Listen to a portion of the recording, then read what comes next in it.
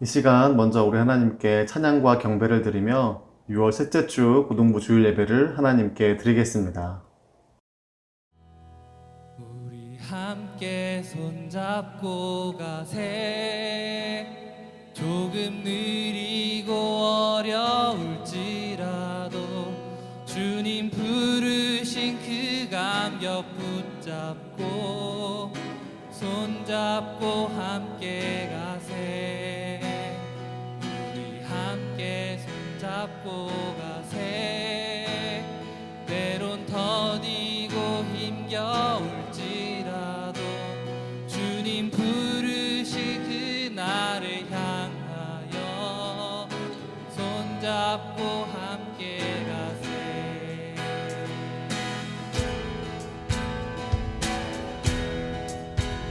우리 걸어가는 이 길이 결코 저음받는 길은 아니야. 수천 년 동안 온 땅 곳곳에서 주님 따른 흔적이 있으니 우리 걸어가는 이 길이 낯설고 두려워 보일지라도 삶의 무게를 들고 흘러들어오는 주님 부활의 생명을 봐. 다시 한번 우리 걸어가는 이 길이 결코 저음받는 길은 아니야. 수천 년 동안 온 땅 곳곳에서 주님 따른 흔적이 있으니 우리 걸어가는 이 길이 낯설고 두려워 보일지라도 삶의 무게를 들고 흘러들어오는 주님 부활의 생명을 봐. 우리 함께 손잡고 가세. 조금 느리고 어려울지라도 주님 부르신 그 감격 붙잡고 손잡고 함께 가세. 우리 함께 손잡고 가세. 때론 더디고 힘겨울지라도 주님 부르신 그날을 향하여 손잡고 함께 가세.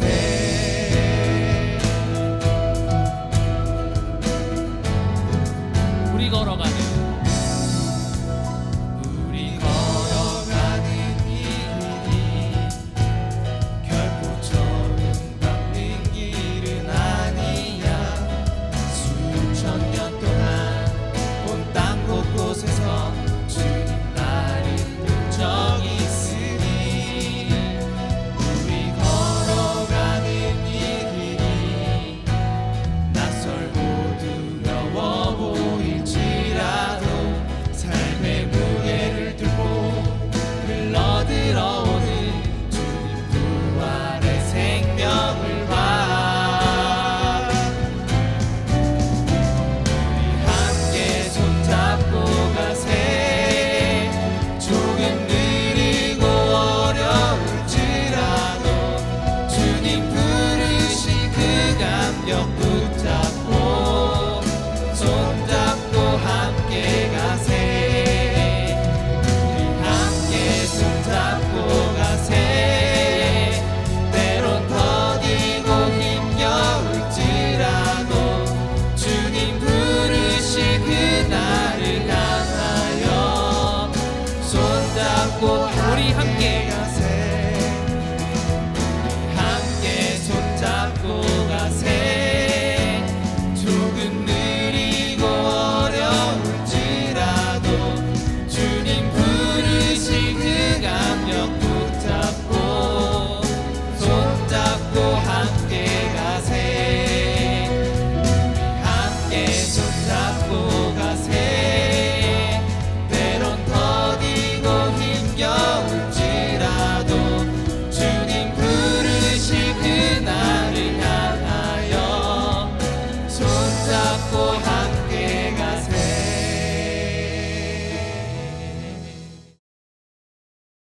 사랑의 하나님, 혼란과 불안 속에 있는 저희와 함께하여 주십시오. 어려움 속에서도 내적 평화를 잊지 않고 기도하도록 지켜주시옵소서. 예배 자리에 나오지 못하는 상황에서 신앙이 흔들리지 않도록 곁에 계시어 주시고 계속 바뀌어가는 계획에 힘들어하는 학생들에게 힘이 되어 주시옵소서. 무엇보다 흔들리지 않는 신앙 지켜주시고 나아가지 못할수록 주님께 매달리고 의지하는 고등부 될 수 있도록 해주세요. 만나지 못하고 고등부를 위해 기도밖에 할 수 없는 저희들을 가여 여겨 주시옵소서. 이웃의 존엄과 사랑, 연대의 중요성을 더 깊이 깨닫게 하시고 희망을 품고 나누는 저희 고등부 될 수 있도록 간구합니다. 모든 말씀 감사드리며 살아계신 예수님의 이름으로 기도드렸습니다. 아멘. 오늘 하나님께서 우리에게 주신 말씀은 마태복음 12장 43절에서 45절까지의 말씀입니다. 이제 말씀을 봉독하겠습니다. 하나님 말씀을 경청하십시오. 더러운 귀신이 사람에게서 나갔을 때 물 없는 곳으로 다니며 쉬기를 구하되 쉴 곳을 얻지 못하고 이에 이르되 내가 나온 내 집으로 돌아가리라 하고 와보니 그 집이 비고 청소되고 수리되었거늘 이에 가서 저보다 더 악한 귀신 7을 데리고 들어가서 거하니 그 사람의 나중 형편이 전보다 더욱 심하게 되느니라. 이 악한 세대가 또한 이렇게 되리라. 아멘. 오늘은 돌아갈까봐 그래요 라는 제목으로 말씀 전하도록 하겠습니다. 저는 매주 수요일 저녁마다 교회에서 수요 예배를 드리고 집에 가서 샤워하고 옷 갈아입고 소파에 앉아 밤 11시에 TV를 딱 틀면 SBS 채널에서 골목 식당 프로그램 하는 것을 볼 수 있습니다. 워낙 이 프로그램이 장수한 프로그램이라서 아마 여러분도 최소 한 번 이상은 봤을 거예요. 특히 우리 교회 바로 옆에 그 해방촌 신흥시장에서도 골목 식당 촬영을 했었습니다. 혹시 이 프로그램이 어떤 건지 잘 모르는 친구가 있을지도 모르니까 간단히 설명을 하면 이 백종원 대표가 먼저 미리 섭외한 골목에 가서 그 식당에서 음식을 먹고 점검을 하고 솔루션과 피드백을 합니다. 그리고 그게 전부예요. 끝. 백종원 대표가 가서 이렇게 먹겠죠? 재밌네. 사장님 인정! 이렇게 하면은 화기애애한 분위기로 이제 솔루션이 진행되는 거고요. 사장님 일로 와봐요. 앉아봐요. 이러면 갈등이 시작됩니다. 제가 사실 이 프로그램을 즐겨보는 이유는 사람들이 이 어떤 기회 앞에서 자신의 모든 자존심을 내려놓고 그 기회를 붙잡을 수 있는지, 그리고 그렇게 해서 사람이 얼마나 어떻게 변하는지 안 변하는지 궁금하기 때문이기도 합니다. 그런데 이 프로그램을 시청한 지 몇 년이 지나도록 놀라운 것은 사람이 결국에는 잘 안 변한다는 겁니다. 아니, 거의 안 변하고 다시 원래대로 돌아가더라고요. 몇몇의 특별한 사람들, 홍탁집 아들 같은 경우를 제외하고는 대부분 이 골목식당 프로그램이라는 백종원이라는 기회를 잡기 이전으로 다시 되돌아갔습니다. 실제로 이 프로그램의 모티브가 되는 미국의 키친 나이트메어라는 프로그램이 이미 아주 오래전부터 있었거든요. 그곳에는 악명 높은 독설가 고든 램지가 진행을 했습니다. 놀랍게도 그 미국의 솔루션한 가게의 60% 이상이 얼마 지나지 않아 바로 폐업을 했다고 해요. 방송에 나갔을 때는 유명세를 타서 손님이 반짝 많아지지만 다시 원래의 습관대로 돌아가서 그렇다고 합니다. 다시 돌아가서. 우리나라의 그 골목식당 프로그램을 시청하는 여러분들도 혹시 보면서 답답할 수 있습니다. 아니, 저분들은 왜 백종원이 하라는 대로만 하면 되는데, 그럼 장사도 잘 되고 돈도 많이 벌 텐데 왜 다시 원래 습관대로 하는 걸까? 그런데 여러분의 입장을 한번 바꿔서 생각해 보십시오. 어떤 전문가가 고등학생인 여러분에게 공부 솔루션을 해주는 겁니다. 하루에 몇 시간씩 어떻게 앉아서 어떤 자세로 어떻게 공부하고 효율적인 공부 방법들을 알려줘요. 자극을 받아서 얼마 동안은 공부가 잘 될 수 있겠죠. 그러나 아마도 대부분의 학생들은 다시 솔루션 받기 이전의 습관으로 돌아갈 거예요. 왜냐면 사실 학생들이 이 방법을 몰라서 안 하는 게 아니거든요. 뭐 지금부터 하루에 열 몇 시간씩 쉬지 않고 집중해서 공부하면은 몇 년이면 서울대 간다. 누구나 쉽게 말할 수 있지만 모두가 이 방법을 이해는 할 수 있지만 쉽게 할 수가 없는 것이죠. 백종원 대표도 식당에서 솔루션을 하면서 근면한 것, 성실, 청소, 부지런함, 돕기 이런 것들을 강조하게 되는데 이건 타고난 사람이 아니면 사실 쉽게 바뀌지 않는 것 같아요.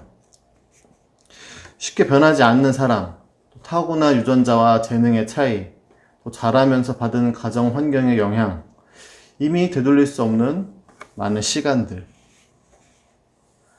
사랑하는 고등부 여러분, 그런데 이런 상황에서 우리는 어떻게 하면 변화될 수 있을까요? 우리가 흔히 말하기를 예수님 만나면 변한다라고 하잖아요. 근데 어떤 솔루션이 있어야 우리가 진짜 변할 수 있는 걸까요? 오늘 본문에는 귀신이 나옵니다. 이미 어떤 사람 안에 귀신이 들어갔다가 빠져나온 상태로 시작하죠. 근데 이 빠져나온 귀신이 지금 어디 갈 데가 없어요. 그래서 돌아다니다가 혹시 몰라서 이전에 빠져나온 몸을 찾아가서 다시 살펴보니까 다 청소되어 있고 수리되어 있었대요. 그래서 귀신이 신나서 7마리의 귀신을 더 데리고 와서 그 몸에 다시 들어갔다는 내용입니다. 즉 어떤 계기가 있거나 사건이 있어갖고 귀신이 순간적으로 다시 나갈 수는 있지만 그 후에 아무 조치가 없다면은 다시 7 귀신이 돌아와서 상황이 7배나 더 심각해진다는 내용이죠. 우리는 죄의 문제에서 항상 이렇습니다. 사탄의 유혹에 넘어가서 우리가 죄를 짓고 하는데 그냥 죄를 지은 다음에 내가 다시는 이러지 말아야지 라고 결단하더라도 다시 사탄이 유혹하면은 7배로 유혹하면은 또다시 넘어지는 내 모습을 발견하게 되거든요. 그런데 오늘 이 본문에서 중요한 포인트가 무엇일까요? 그 돌아온 7 귀신이 이 귀신들이 돌아온 이유가 무엇이라고 나와 있죠? 44절에 보면은 집이 비어 있어서 돌아왔다고 밝히고 있습니다. 한마디로 빈집이면은 우리가 늘 무너질 수밖에 없지만 반면에 우리가 안에 빈집이 아니라 성령님이 계시면은 못 들어온다는 이야기입니다. 우리가 성령님과 날마다 교제하고 대화하고 기도하고 예배하면 사탄이 공격하기가 상당히 어렵습니다.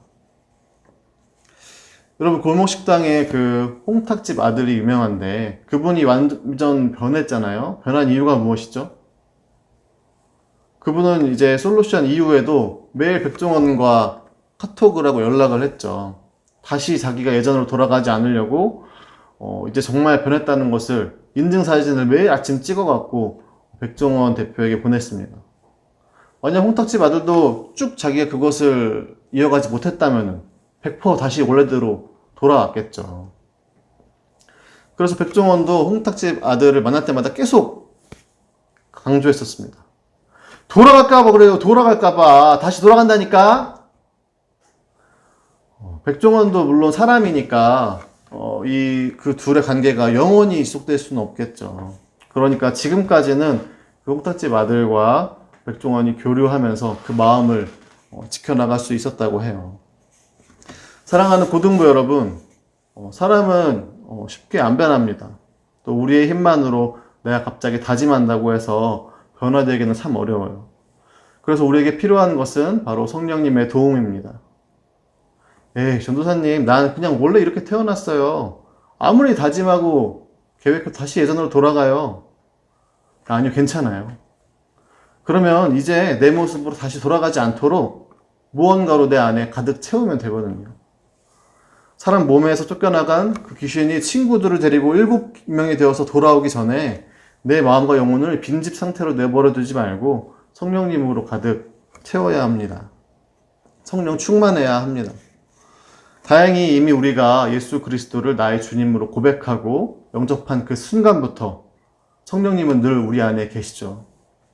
그래서 우리는 모두 변화의 가능성이 있는 사람들입니다. 내 안에 계신 이 성령님과 매일 대화하고 교제할 수 있다면, 마치 홍탁집 아들이 백종원한테 매일 카톡 보내고 확인받은 것처럼 나도 내 안에 계신 성령님과 내 마음속에서 대화하고 성령님과 카톡할 수 있다면, 그럼 우리도 충분히 변화된 삶을 유지할 수 있습니다. 우리가 그렇게 만드는 것이, 우리가 어떤 노력으로 그렇게 만드는 것이 아니라 성령님이 도와주시는 것입니다. 나의 부족함을 인정하고 성령님께 그렇게 도움을 청하는 것에서 변화는 시작되는 것입니다. TV의 그 골목 식당에서 답답한 사장님들은 결코 자신의 잘못을 인정하지 않죠. 이리저리 여러 가지 핑계를 댑니다. 그래서 받아들이지를 못해서 백종원이 결국 솔루션을 포기하기도 합니다. 그러나 자신의 잘못과 부족한 점을 인정하는 사람은 백종원이 열심히 도와줘서 변화되는 모습을 보여주죠. 성령님도 그런 관계적인 부분은 비슷하게 일하십니다. 왜냐하면 성령님이 어떤 로봇이나 AI가 아니시거든요. 귀신이나 죄악이 찾아왔을 때 자동으로 막아주는 패시브 스킬이 아닙니다. 성령님은 아주 인격적이신 분입니다. 성령님은 우리와의 그 인격적인 교제 가운데, 교류 가운데 역사하시거든요. 그래서 우리가 먼저 인정을 해야 해요. 우리의 부족함을, 우리의 잘못을, 또 우리의 연약함을. 솔직히 하나님께 털어놓고 인정하면 그때 성령님께서 우리를 도와주십니다. 그러면 이미 다 끝난 것과 다름없죠. 여러분이 이번 한 주간 살아가면서 우리 안에 계신 성령님을 늘 바라봤으면 좋겠습니다. 혹시 빈집인 줄 알고 7 귀신이 돌아온다면 내 안에 계신 성령님으로 인해 다 쫓아버리십시오. 성령님의 은혜와 도우심으로 항상 승리하고 또 앞으로 여러분의 삶과 인생에서 풍성한 변화를 경험하는 그런 여러분이 되기를 간절히 소망합니다. 기도하겠습니다. 사랑의 주님, 감사합니다.